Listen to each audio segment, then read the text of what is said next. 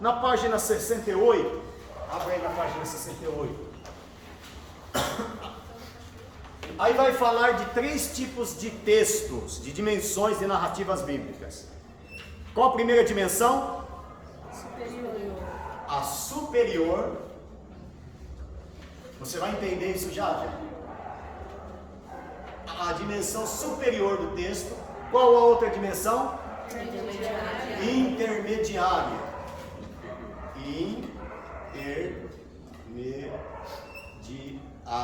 E a outra dimensão? Inferior. Então são 3 dimensões, certo? Sabe o que seria isso? Como um sanduíche. Você já viu um lanche aí do McDonald's? Tem um pão em cima, tem um pão embaixo e no meio tem um recheio. Não é assim? Muitas narrativas bíblicas é apresentado assim. Você pega um pão, você sabe que em cima tem um pão, embaixo tem um pão também, mas no meio tem outra coisa, tem um recheio. Muitas narrativas bíblicas têm o texto superior, o inferior e o intermediário. Você está lendo um texto falando, mas por que esse texto está aqui? Tem nada a ver com... Aí volta de novo no texto. Tá? Aqui, por exemplo, ele deu um exemplo que no superior, a humanidade, o mundo, a universalidade do pecado e as promessas do Messias. No intermediário, a chamada de Abraão para o povo de Israel. E no superior, a salvação não só da nação de Israel, mas do mundo inteiro. Então ele está dividindo o texto em 3 partes. E muitas vezes na Bíblia, nós vamos ver isso. Eu vou dar uma ideia aqui, eu vou dar um exemplo para você poder entender o que eu estou querendo dizer aqui. Usar isso na prática, tá bom? Vamos fazer isso na prática? Abre na Bíblia aí, Gênesis, capítulo 10. No capítulo 10, nos 2 últimos versículos, vai nos 2 últimos versículos, está falando da genealogia.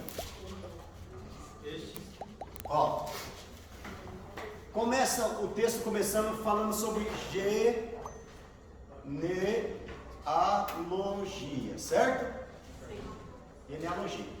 Aí vai falando, dos filhos nasceu fulano, ciclano, tal. Aí no versículo de número 31, estes são os filhos de Sem, segundo as suas famílias, segundo as suas línguas.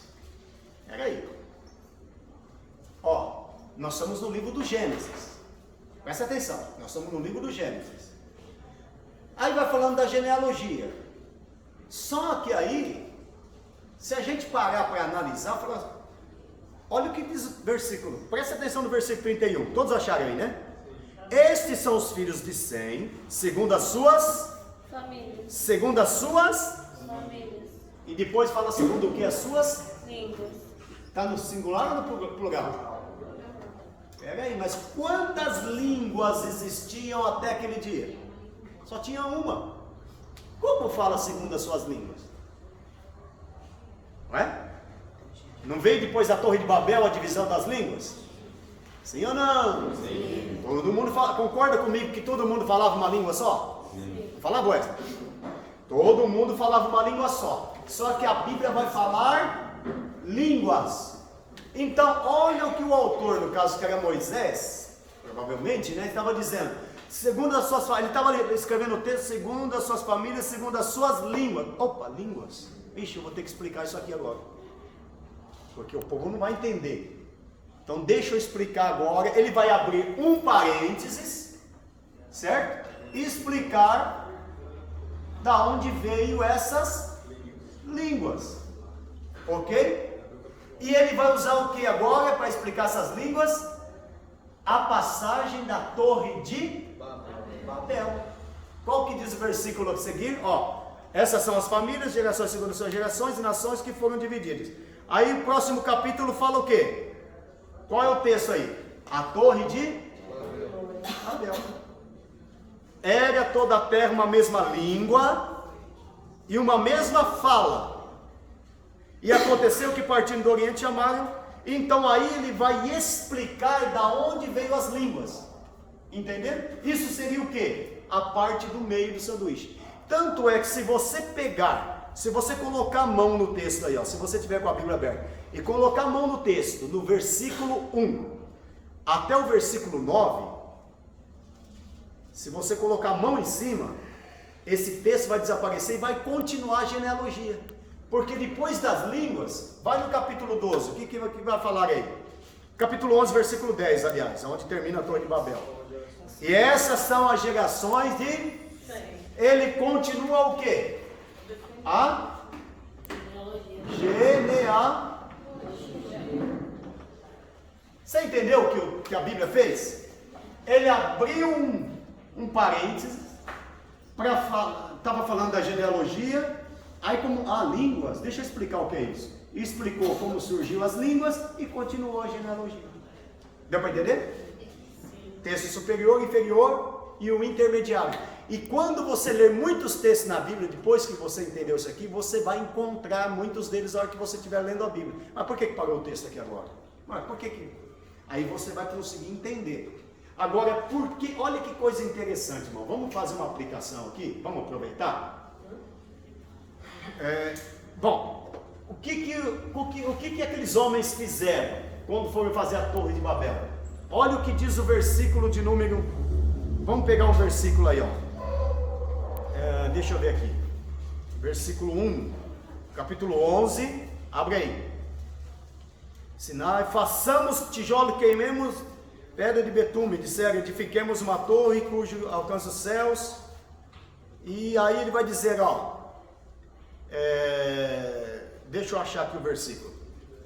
E toda a terra falava a mesma língua. Aconteceu, para que eles fizeram? Qual era a finalidade que eles fizeram essa torre? Eles queriam ficar no mesmo lugar, né?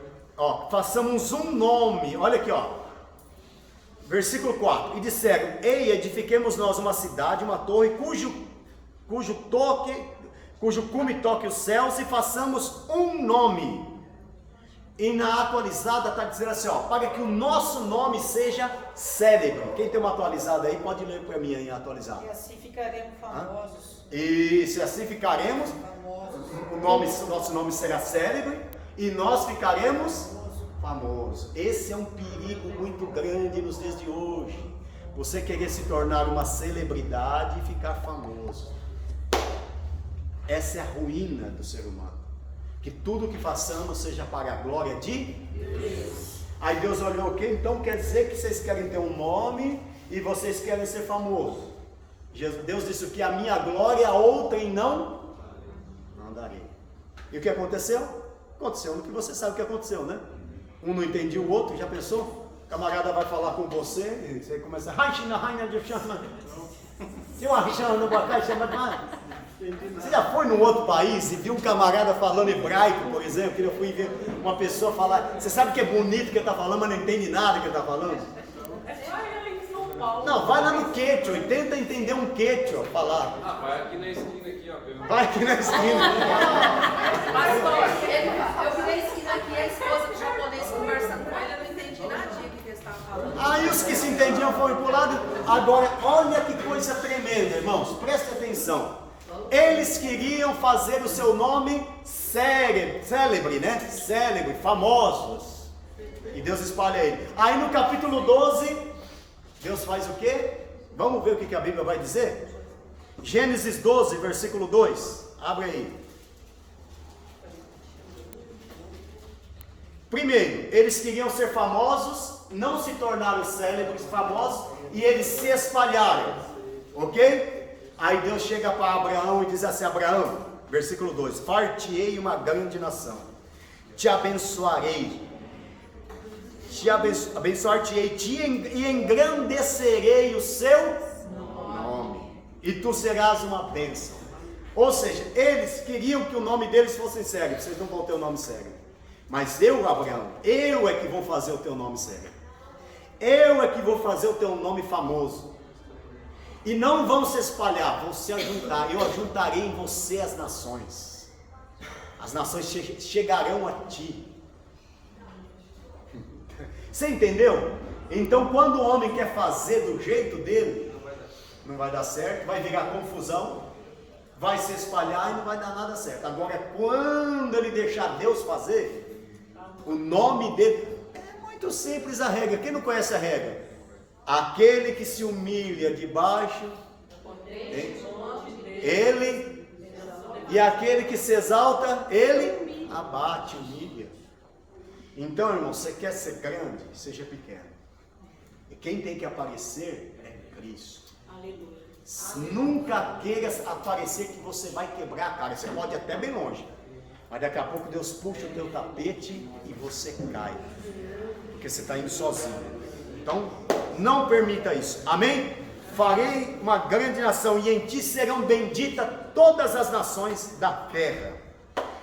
Quer ver um outro caso aqui de texto superior? Vamos pegar mais um aí, só para vocês entenderem? Vamos? Mais 2 exemplos para vocês entenderem aí. Quando você estiver lendo a Bíblia, você entender. Se você pegar Marcos, capítulo 10, quem tem a Bíblia aí? Marcos, capítulo 11. Se você pega Marcos 11, versículo 12 a 14, vai falar o quê? O que diz o texto áureo aí?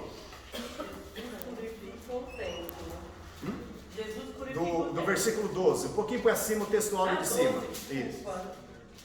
Depois Marcos 11, versículo 12? Isso, pode pegar um pouquinho para cima. No meu, a entrada triunfal de Jesus aqui é no começo. Tá. Bom, você vai ver aqui no texto, no começo, Jesus amaldiçoando uma figueira. Figueira seca e a Não é? no tempo. Hã? Isso. Tá. Isso. Marcos 11, ó. 14. Abre lá em Marcos 11.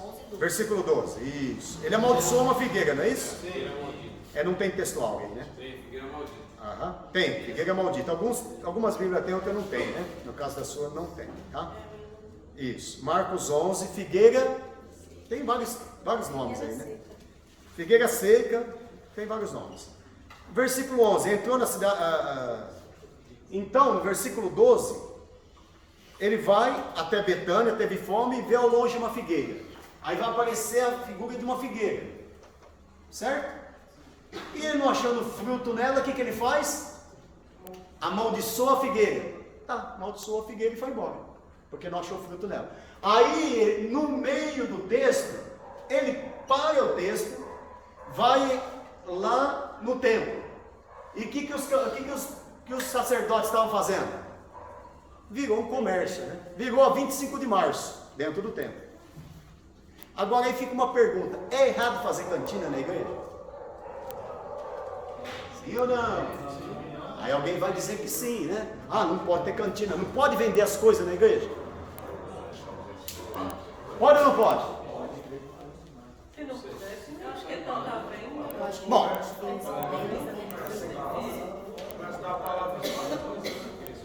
vamos lá. O problema não era vender ou não. O problema era a intenção com aquilo era vendido. A maldade ali, né? Veja bem. Era costume de vender, por quê? Já pensou, a pessoa vai oferecer um sacrifício, ele não tinha carro, trazer um cordeiro andar 20 km com um cordeiro nas costas. Então ele chegava lá, comprava o cordeiro e sacrificava. Não tinha dinheiro, comprava um par de rolas. Então o que ele ia sacrificar, ele ia lá e comprava. Então facilitava. Agora, qual era o problema? Que aquilo ali tinha virado um comércio, um meio de ganhar dinheiro, lucrar. Daquilo virou realmente um comércio. Não tinha mais uma intenção de adorar a Deus. O negócio ali era simplesmente financeiro, tá? O que Jesus condenou ali não era a prática em si da venda, mas a intenção com que aquilo era feito. Porque você pode estar fazendo a coisa certa, mas com motivação errada. Tem gente, por exemplo, que limpa a igreja. Não é uma bênção uma pessoa ir lá limpar a igreja? Mas muitas vezes ele está limpando e fala: se eu limpar aqui o pastor Sidney lá, o pastor Cícero, o pastor Valdeci vai me dar um cargo na igreja lá. Logo, logo eu vou virar diácono aqui.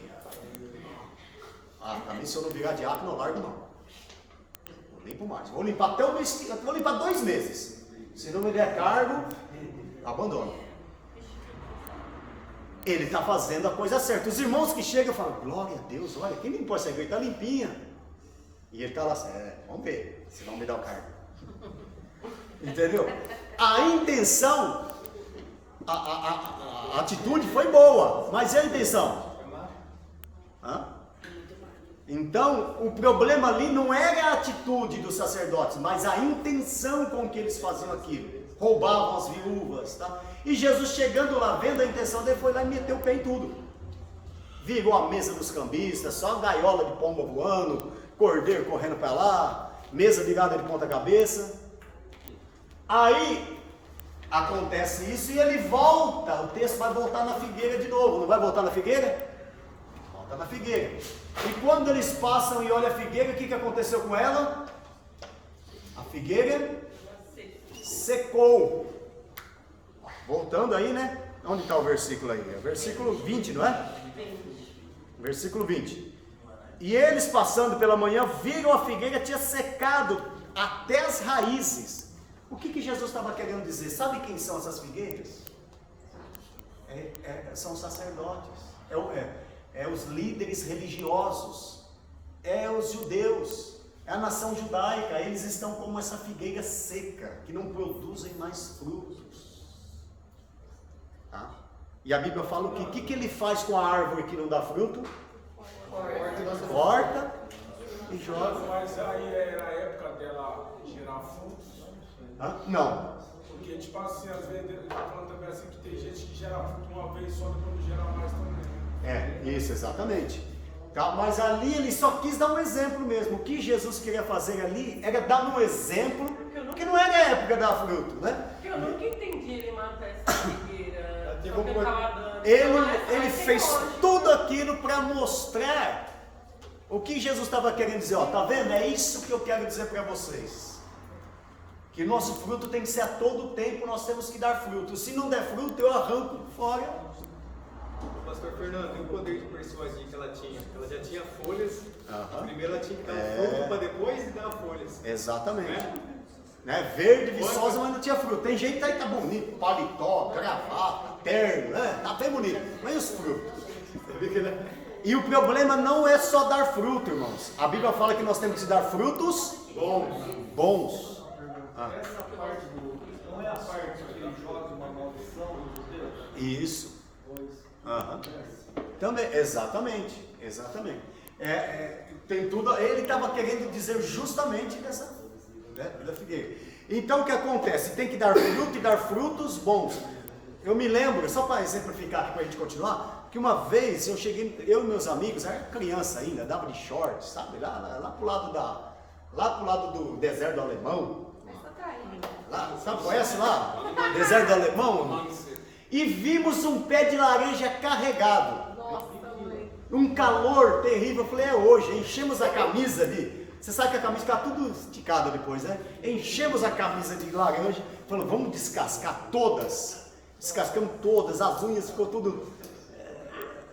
Descascamos todas. Eu falei, agora é só mandar para baixo. Você já ouviu falar daquela laranja de fazer doce? Já provou a laranja de fazer doce?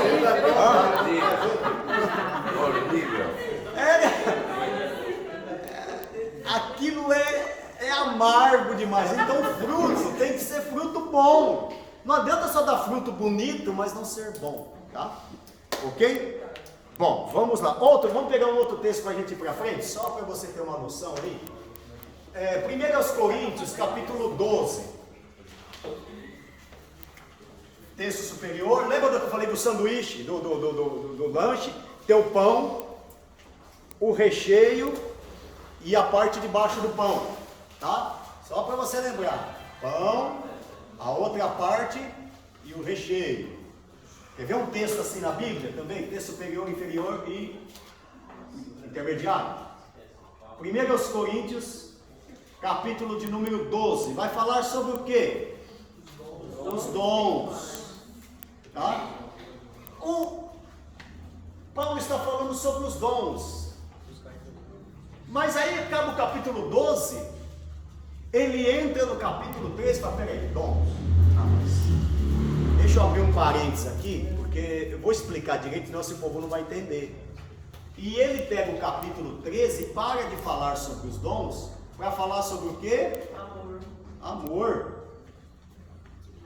Aí ele fala, pronto, agora eu posso continuar. Aí ele volta no capítulo 14, falando sobre o quê? De novo no capítulo 14. Sobre os dons de novo. Uai, não poderia ter colocado depois? Não, primeiro eu vou explicar para que... Porque se você tiver dom e não tiver amor, é como um metal que soa, como um sino que tinha, é como bater numa lata vazia. Você já viu a criança serve para bater numa lata vazia? Para que serve aqui? Só para fazer barulho. Então, o dom sem o amor, o dom supremo de Deus é o amor. Esse é o dom supremo de Deus. Então, se você não tiver amor, não adianta ter os dons. É isso que o apóstolo Paulo estava querendo dizer. Olha, que os dons estão ligados ao amor. Que não vai resolver você ter os dons se não tiver o amor. E já vi, sabe uma dinâmica boa para você fazer na igreja? Que vem abre aí, para você ver capítulo 13. Você faça um dia essa dinâmica na igreja. Vou abrir essa sessão aqui, 1 Coríntios capítulo 13. Vai falar do que é o amor, né? Caridade, em alguns textos está caridade, né? Ou amor, tá? Ainda que eu falo, capítulo 13, versículo 4. Aí vai dizer, o amor é. O que o amor é? O amor é sofredor. Sabe o que você faz? Não é fácil dizer assim, ó. Esse fulano é... Pastor Valdecir, ó. Ele é assim, ó. Ó. Pastor Luciano é desse jeito. É fácil falar dos outros, né? Agora quando ele fala eu e você. Você lembra quando Jesus perguntou, o que eles dizem que eu sou? Ó, mestre, não fala do senhor Elias, não fala do senhor... E vocês? Quem vocês dizem que eu... Ixi, agora pegou. Nós.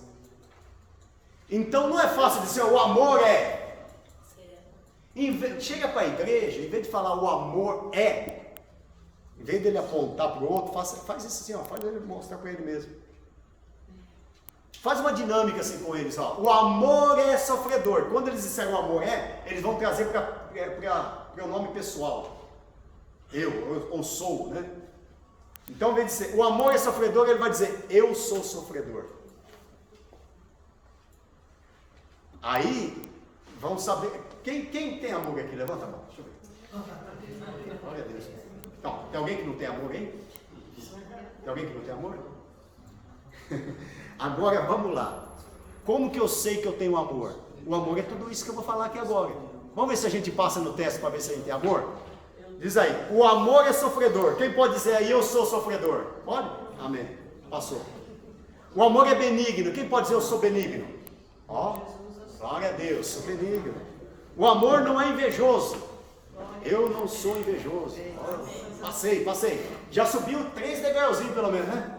Opa, 1, 2, 3, não sou invejoso. Vamos subir mais um, vamos subir. Até chegar no topo lá, tá?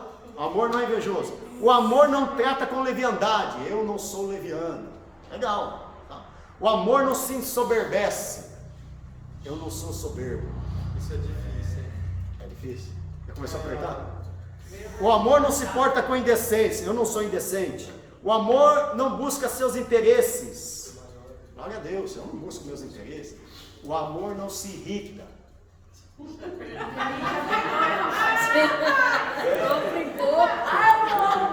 Tem a gente aqui que chama Rita. Quem não se irrita? Quando você chegar nessa parte, o povo vai estar animado. Eu sou benigno. Quando você falar, eu sou sofredor. Quando você dizer, o amor não se irrita, você vai ver um silêncio no local. Aí já tem que, vamos pular esse degrau. Vai ter que pular para o degrau de 5 porque não tem jeito, né? Não se irrita. Vamos lá. O amor não suspeita mal. Eu não suspeito mal. O amor não folga com a injustiça, mas folga com a verdade. Eu não folgo com a injustiça, mas folgo. O amor tudo sofre. Eu tudo sofro. O amor tudo crê. Eu tudo creio. O amor tudo espera.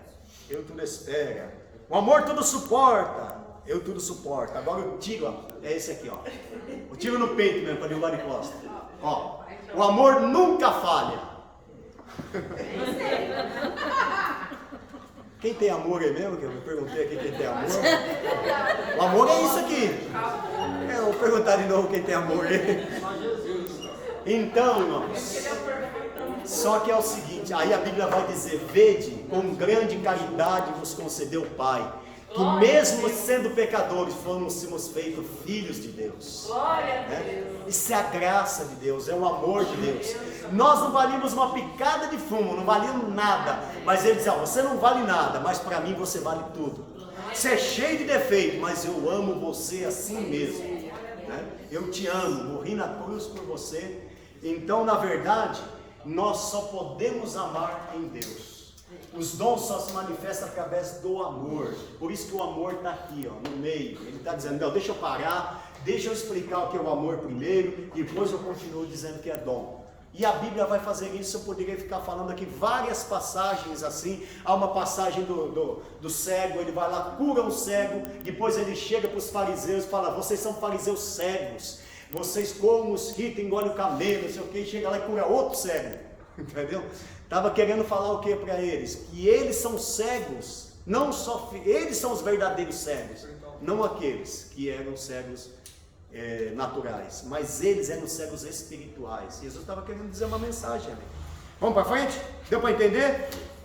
Tem alguma dúvida? Não, o amor é só Cristo, entendeu? O resto é isso. Página 74. Bom, nós estudamos, quem estudou Salmos aí? Livros poéticos. Quem fez os livros poéticos aí? Levanta a mão. Alguns fizeram o livro poético, né? Aí a Bíblia vai mostrar aqui sobre a poesia hebraica que contém paralelismo. Lembrando, só para dar uma pincelada por cima, porque nós já estudamos isso nos livros poéticos. Quem não estudou vai estudar. Não confunda a poesia hebraica com a poesia nossa, tá?